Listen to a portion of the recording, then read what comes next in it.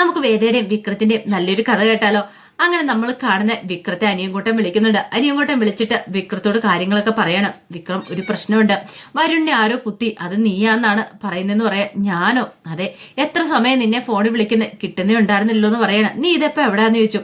ഞാൻ വീട്ടിലേക്ക് പോയിക്കൊണ്ടിരിക്കുക. എടാ, നീ ഒന്ന് സൂക്ഷിക്കണം, തൽക്കാലത്തേക്ക് നീ വീട്ടിലേക്കൊന്നും പോണ്ട, എങ്ങോട്ടേലും മാറാൻ നോക്ക്. വിക്രം പറഞ്ഞു, ഞാൻ എന്തിനാ മാറുന്നേ, ഞാൻ തെറ്റ് ചെയ്തിട്ടില്ലോ എന്ന് പറഞ്ഞു. പക്ഷെ ഞങ്ങൾക്ക് നല്ല പേടിയുണ്ടെന്ന് പറഞ്ഞു. അവന്മാര് എന്ത് ചെയ്യാൻ മടിക്കാത്തവന്മാരാ വാസവന്റെ ഗുണ്ടകള്, അറിയാലോ. വരുണിനെ കുത്തിന്ന് അറിഞ്ഞിട്ടുണ്ടെങ്കിൽ അവന്മാര് വെറുതെ ഇരിക്കില്ല വാസവന്, ഉറപ്പായിട്ടും ഗുണ്ടകളെ വിടും, നിന്റെ ജീവൻ ആപത്താന്നൊക്കെ പറഞ്ഞു. വിക്രം പറഞ്ഞു, ആ കാര്യത്തിലൊന്നും എനിക്ക് പേടിയില്ല എന്ന് പറയണം.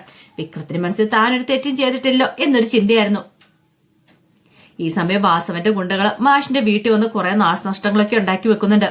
അവന്മാർ അവിടെ വന്ന് സാധനങ്ങളെല്ലാം തല്ലിപ്പൊട്ടിച്ച് കളയുക. പക്ഷെ മാഷിനോ അല്ലെങ്കിൽ വിശ്വത്തിന് അവർക്കൊന്നും അറിയത്തുണ്ടായിരുന്നില്ല ഇതിന്റെ പിന്നിലെ കാര്യം എന്താന്ന്, എന്തിനാണ് ഇവന്മാർ ഇത് വന്ന് തല്ലിപ്പൊട്ടിക്കുന്നതെന്ന്. അപ്പം വിക്രത്തെ അന്വേഷിച്ച വന്നേന്ന് മനസ്സിലായി. വിക്രം വീട്ടിലില്ലായിരുന്നല്ലോ. അങ്ങനെ കുറെ സമയം കഴിഞ്ഞ് കഴിഞ്ഞപ്പോ അമ്മമാരങ്ങോട്ട് പോവാണ്.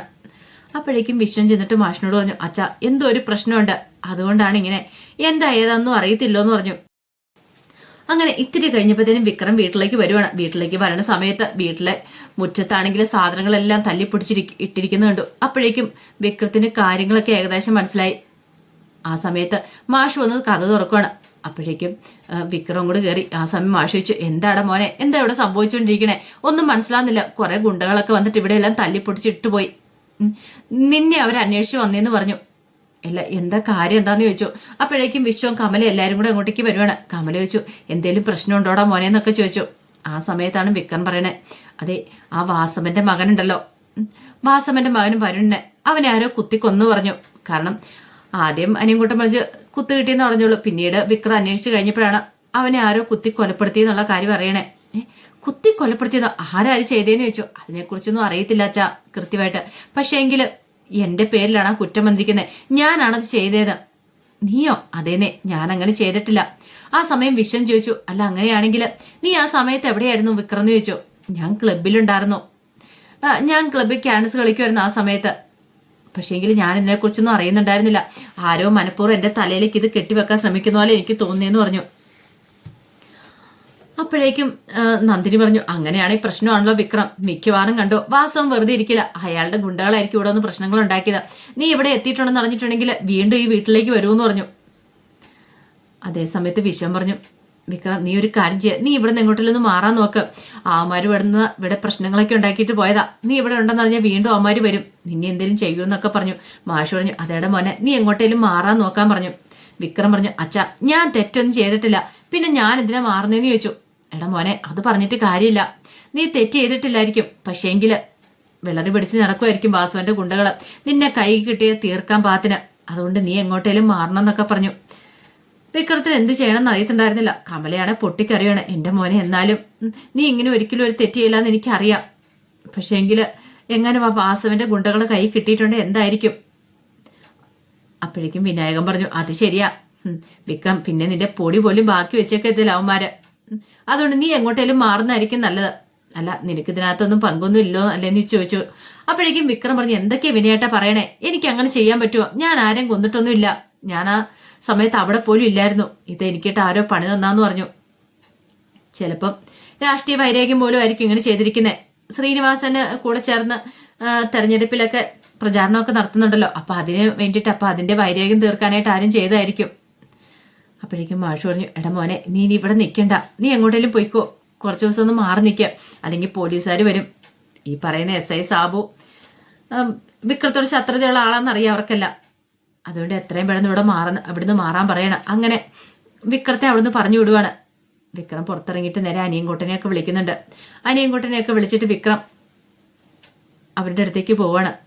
ഇതേ സമയത്ത് വല്ലാത്ത സങ്കടത്തിലായിപ്പോയി കമലയും മാഷും ഒക്കെ. കാരണം എന്ത് ചെയ്യാൻ പറ്റും, ചെയ്യാത്ത കുറ്റമാണ് ഇപ്പൊ അവന്റെ തലയിലേക്ക് വന്നിരിക്കുന്നത്. ഓരോരോ പ്രശ്നങ്ങൾ കഴിഞ്ഞ് കഴിയുമ്പോൾ ഓരോന്നോരോന്ന് ഇങ്ങനെ വന്നുകൊണ്ടിരിക്കുമല്ലേ. അങ്ങനെ പിറ്റേ ദിവസം രാവിലെ ആയി കഴിഞ്ഞപ്പോഴത്തേനും പത്രത്തിനകത്തൊക്കെ വലിയ വെണ്ടയ്ക്ക അക്ഷരത്തിൽ ഇങ്ങനെ ന്യൂസ് വരുവാണ്, വരുൺ കൊല ചെയ്യപ്പെട്ടു, കൊലയാളി വിക്രം ഒന്ന് സംശയം എന്നൊക്കെ പറഞ്ഞുകൊണ്ട്. അങ്ങനെ ഒടുവില് ആ പത്രവാർത്ത ദീപ്തി കാണാനായിട്ട് ഇടയാകുവാണ്. അതിന് കാരണക്കാരൻ ശ്രീകാന്താണ്. ശ്രീകാന്തിന്റെ മനസ്സിലെ ഉദ്ദേശം ചെറുതൊന്നുമല്ല, വരുൺ മരിക്കണം, ആ പേര് വിക്രം കൊലയാളിയാകണം. വിക്രം കൊലയൊന്നും ചെയ്തിട്ടില്ല, പക്ഷെ അവന്റെ പേരിലേക്ക് ഈ കുറ്റങ്ങളൊക്കെ കെട്ടിവെക്കണം. ഏകദേശമൊക്കെ അതുപോലെ തന്നെ കാര്യങ്ങളൊക്കെ മുന്നോട്ട് പോവാണ്. ദീപ്തി വരുണ് ആ കൊല്ലപ്പെട്ടെന്നുള്ള ആ പത്രവാർത്ത കാണുവാണ്. അത് കണ്ടു കഴിഞ്ഞപ്പോൾ ദീപ്തിക്ക് സഹിച്ചില്ല. കാരണം ഇത്രയും കാലം സ്നേഹിച്ച് ഒന്നാവാനായിട്ട് ആഗ്രഹിച്ച് കാത്തിരുന്ന പെട്ടെന്ന് ഒരു നിമിഷം കൊല ചെയ്യപ്പെട്ടു. അതും കൊന്നത് വിക്രമാന്നുള്ള കാര്യം. ദീപ്തി ബോധം കെട്ട് വീഴുവാണ്. പിന്നീട് ദീപ്തിയെ മുറിയിലേക്ക് കൊണ്ടേ കിടത്തി വെള്ളമൊക്കെ തെളിപ്പിച്ച് വേദയും അവരെല്ലാവരും കൂടെ ചുറ്റി നിന്ന് ആശ്വസിപ്പിക്കുന്നുണ്ട്. പക്ഷേങ്കിൽ ആ കിട്ടിയ സമയം നന്നായിട്ട് വിനിയോഗിക്കാനായിട്ട് ശ്രീകാന്ത് തീരുമാനിച്ചു. ശ്രീകാന്ത് ശങ്കരനാരായണന്റെ അടുത്തേക്ക് വന്നു. എന്നിട്ട് പറഞ്ഞു, കണ്ടില്ലേ അച്ഛാ, ആ വിക്രം കാരണം എന്തൊക്കെ പ്രശ്നങ്ങൾ ഉണ്ടായിക്കൊണ്ടിരിക്കണേന്ന്. അവന് എല്ലാത്തിനും കാരണക്കാരൻ അവൻ ഈ കുടുംബത്തിലേക്ക് വന്നത് തന്നെ ശരിയല്ല. ഞാൻ അന്നേ പറഞ്ഞ അവൻ ഈ വീട്ടിൽ നിന്ന് അടിച്ചിറക്കണം.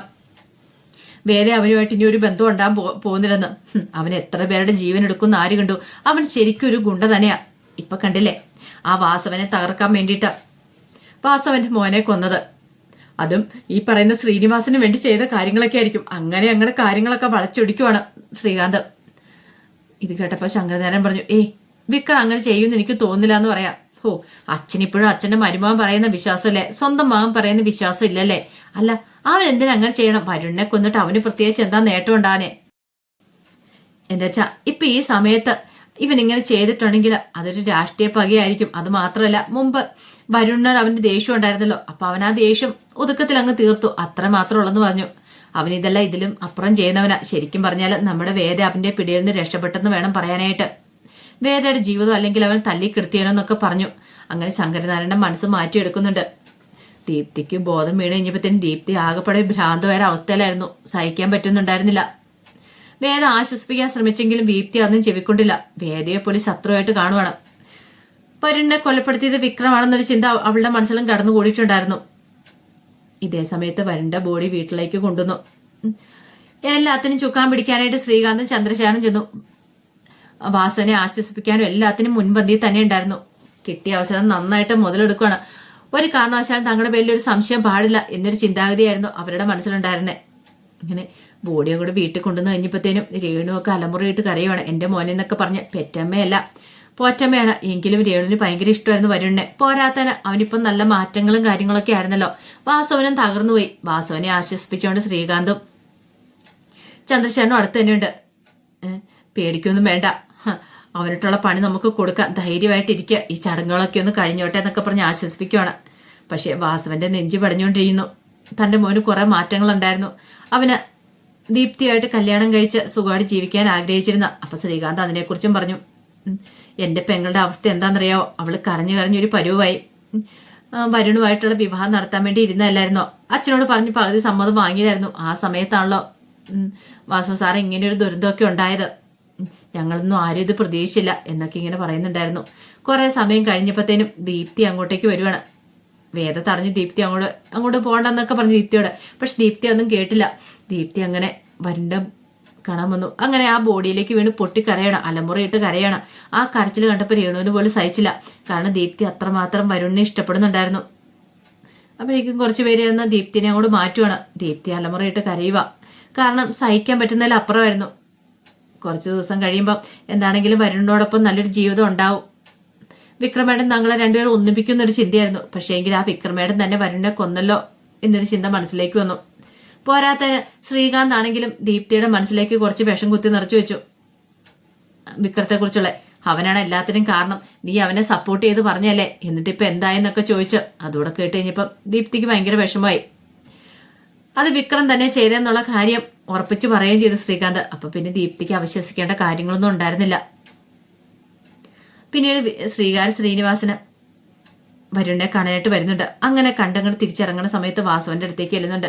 വാസവന്റെ അടുത്ത് നിന്ന് കാര്യങ്ങളൊക്കെ പറയുന്നുണ്ട്. വിക്രം ഒരിക്കലും ഇങ്ങനെ ചെയ്യില്ല, വിക്രം തന്നെ ചെയ്യാൻ സാധിക്കില്ല, ഇതിന്റെ പിന്നെ വേറെന്തോ ഒരു ചതിയുണ്ട്. നിങ്ങളുടെ മകന് കൊട്ടേഷൻ കൊടുത്തിരിക്കുന്ന വേറെ ആരോ ആണ്, അത് വിക്രത്തിന്റെ തലയിലേക്ക് കെട്ടിവെക്കാൻ ശ്രമിക്കുന്നതെന്നൊക്കെ. പക്ഷെ അതൊന്നും വിശ്വസിക്കാനായിട്ട് വാസവൻ കൂട്ടാക്കിയതുമില്ല. വിക്രം തന്നെ ചെയ്തത്, അവനിതൊക്കെ ചെയ്തോളൂ എന്നൊക്കെ ഒരു ചിന്ത വാസവന്റെ മനസ്സിലും ഉണ്ടായി. ആ സമയം വേറെ ചില തീരുമാനങ്ങളൊക്കെ എടുത്തു. ഒരിക്കലും വിക്രം അങ്ങോട്ട് തെറ്റ് ചെയ്യത്തില്ല, അല്ലെങ്കിലും വിക്രത്തിന് ആരെയും കൊല്ലാനൊന്നും കഴിയില്ല. അങ്ങനെയാണെങ്കിൽ ഇതിന്റെ സത്യാവസ്ഥ എന്തെന്ന് അറിഞ്ഞേ തീരുള്ളൂ. പിന്നീട് വേറെ നേരെ വർക്ക്ഷോപ്പിലേക്ക് ചെല്ലുവാണ്. വർക്ക്ഷോപ്പിലേക്ക് ഇന്ന് കഴിഞ്ഞപ്പോഴത്തേനും അവിടെ രാജേട്ടൻ ഉണ്ടായിരുന്നേ. രാജേട്ടനോട് ഇന്ന് കാര്യങ്ങളൊക്കെ സംസാരിക്കുന്നുണ്ട്, എന്താ ഏതാ എങ്ങനെയാന്നൊക്കെ. അപ്പോഴാണ് രാജേട്ടൻ പറയുന്നത്, അവൻ ഞങ്ങളോടൊപ്പം ഉണ്ടായിരുന്നു, ക്യാൻസ് കളിക്കാനുണ്ടായിരുന്നു, ക്ലബിലുണ്ടായിരുന്ന. പക്ഷെ അവന് അങ്ങനെ ഒരു കൊല ചെയ്തിട്ടൊന്നുമില്ല. അവന്റെ തലയിലേക്ക് ആരോ കുറ്റം മനഃപൂർവ്വം കെട്ടിവെക്കാൻ ശ്രമിക്കുന്ന. ഇത് കേട്ട് കഴിഞ്ഞപ്പത്തിന് വേദ ചോദിച്ചു, അല്ല വിക്രം എവിടെയുണ്ട് എങ്ങനെയാണെന്ന് വല്ല അറിയാമെന്ന് ചോദിച്ചു. ഇല്ല, അവനെക്കുറിച്ചൊരു വിവരം ഇല്ലെന്ന് പറയാണ്. വേദയ്ക്ക് വിഷമായി. പിന്നീട് വേദ നേരെ വാസുവന്റെ വീട്ടിലേക്ക് പോന്നെ. അപ്പൊ വരുണിനെ ഒന്ന് കാണണം എന്നൊരു ചിന്തയൊക്കെ ഉണ്ടായിരുന്നല്ലോ. അവിടെ ചെന്ന് കഴിയുമ്പോഴത്തേനും ശ്രീകാന്തും ചന്ദ്രശേഖരനും ഒക്കെ അവിടെ നിൽക്കുന്നുണ്ട്. അവരെ കണ്ടു കഴിഞ്ഞപ്പോഴത്തേനും വേദയ്ക്ക് നല്ല ദേഷ്യമായിരുന്നു. വേദയെ കണ്ടു കഴിഞ്ഞപ്പോഴത്തേനും ശ്രീകാന്ത് ഒന്ന് ചോദിച്ചു, എന്താ വേദ നീ എന്തിനാ ഇങ്ങോട്ടേക്ക് വന്നേന്ന് ചോദിച്ചു. അതെന്താ, നിന്നെ ഇവിടെ അങ്ങനെ കണ്ടോടെ ആ വാസവന് കലിയടക്കും, അറിയാലോ നിന്റെ ഭർത്താവ് വിക്രമ അവനെ കൊന്നേന്ന് പറയാണ്. ഇത് കേട്ടപ്പോ വേദ പറഞ്ഞു, ആരാ നമുക്ക് കണ്ടറിയാൻ ചേട്ടാ, ഒരു കാര്യം ഉറപ്പായി, ചത്തത് കീചാനെങ്കിൽ കൊന്നത് ഭീമൻ എന്ന് പറയുന്ന കണക്ക് വരുണിന് എന്തെങ്കിലും സംഭവിച്ചിട്ടുണ്ടെങ്കിൽ അതിനകത്ത് ശ്രീയേട്ടൻ എന്തെങ്കിലും പങ്ക് കാണുമായിരിക്കും. പക്ഷെ അങ്ങനെ എന്തെങ്കിലും ഉണ്ടെങ്കിൽ ഞാൻ ഒന്നിനെ വെറുതെ വിടാൻ പോകുന്നില്ല. ഈ വേദ ആരാ നിങ്ങളൊക്കെ അറിയുന്നൊക്കെ പറഞ്ഞിട്ട് വിളിച്ചിട്ട് വേദ അങ്ങോട്ട് കയറി പോവാണ് വരുണിനെ കാണാനായിട്ട്. പക്ഷെ എങ്കിൽ വേദ അങ്ങോട്ട് കയറി ചെന്ന് കഴിഞ്ഞപ്പോ വാസുവിനെ ഒന്നും സഹിച്ചില്ല. കാരണം തന്റെ മോനെ ഇവള് കാണണ്ട, ഇവളുടെ ഭർത്താവ് കാരണം ഈ പ്രശ്നങ്ങളൊക്കെ ഉണ്ടായെന്നും പറഞ്ഞുകൊണ്ട് അവിടെ വലിയ പ്രശ്നങ്ങളൊക്കെ ഉണ്ടാക്കുന്നുണ്ട് വാസവന്. അപ്പൊ അതിന്റെ വിശേഷങ്ങളൊക്കെയാണ് കാണുന്നത്. ആ വിശേഷങ്ങൾക്കായി നമുക്ക് എല്ലാവർക്കും കാത്തിരിക്കാട്ടോ. ഒരിക്കൽ കൂടി എല്ലാവർക്കും ശുഭദിനം നേർന്നുകൊണ്ട് നിർത്തുന്നു.